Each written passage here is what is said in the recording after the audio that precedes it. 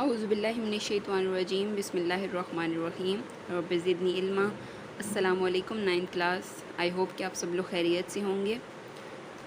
तो आज हमने एक्सरसाइज 1.2 का क्वेश्चन नंबर 5 और 6 करना है, जिसमें हमें कहा गया है कि find the transpose of each of the following matrices. अब किसी भी मैट्रिक्स, जैसे हमारे पास A B C D E F इस तरह ये पार्ट्स दिए हुए हैं, हर एक पार्ट के लिए हम इसका ट्रांसपोज फाइंड करेंगे।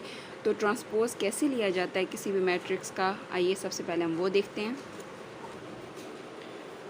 A matrix obtained by changing the rows into columns or columns into rows of a matrix is called transpose of that matrix। Means कि किसी भी मैट्रिक्स का हम जो ट्रांसपोज है वो ऑब्टेन कर सकते हैं।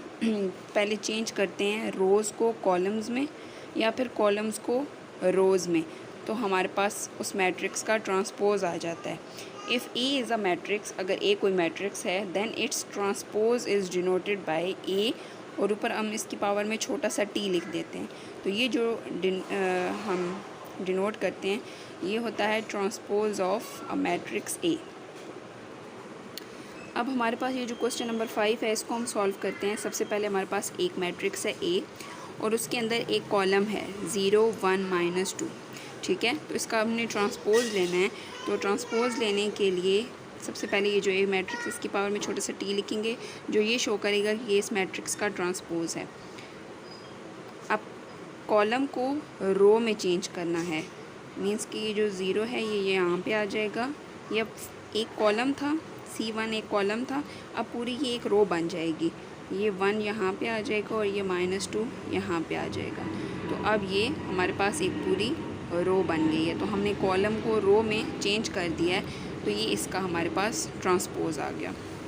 नेक्स्ट बी मैट्रिक्स है। अब इसमें एक रो है, तो जब इसका ट्रांसपोज लेंगे तो ये एक रो जो है वो एक कॉलम में चेंज हो जाएगी। मींस के B transpose is equal to ये 5 1 और ये -6। तो हमने रो को कॉलम में चेंज कर दिया, तो ये बी का ट्रांसपोज आ गया।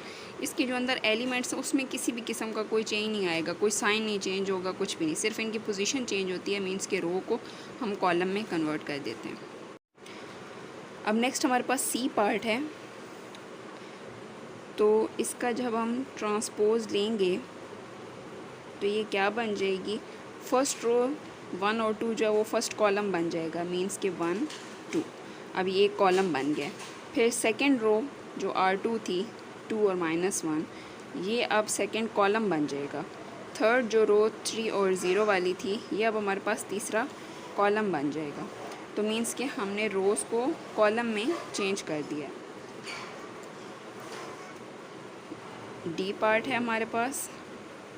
इसका ट्रांसपोज जब लेंगे, पहली रो क्या है 2 और 3, तो ये पहला कॉलम बन जाएगा ये, और 0 और 5 इस तरह आ जाएगा। मींस के सेकंड रो जो है वो सेकंड कॉलम में चेंज होगी।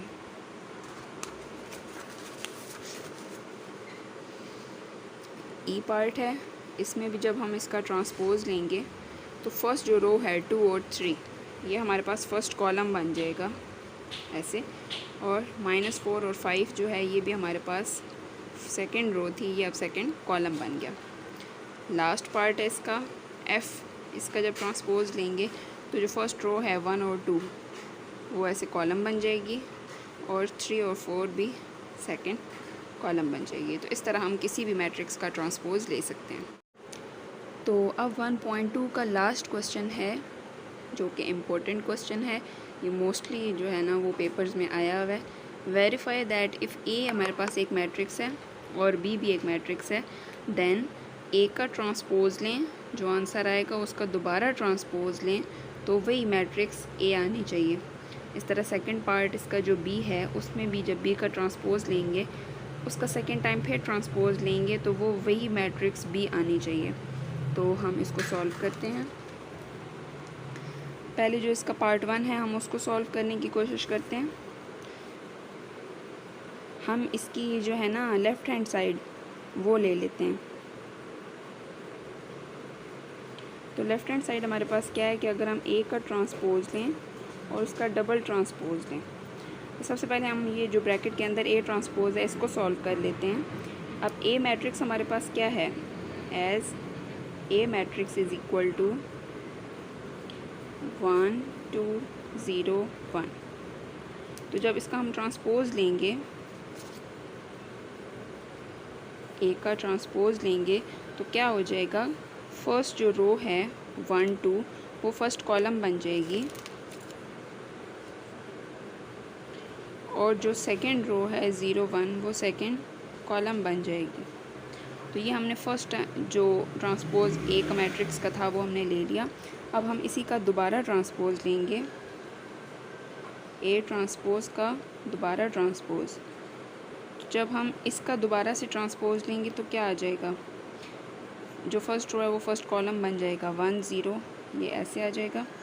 फिर 2 1 जो सेकंड रो थी वो सेकंड कॉलम बन जाएगा।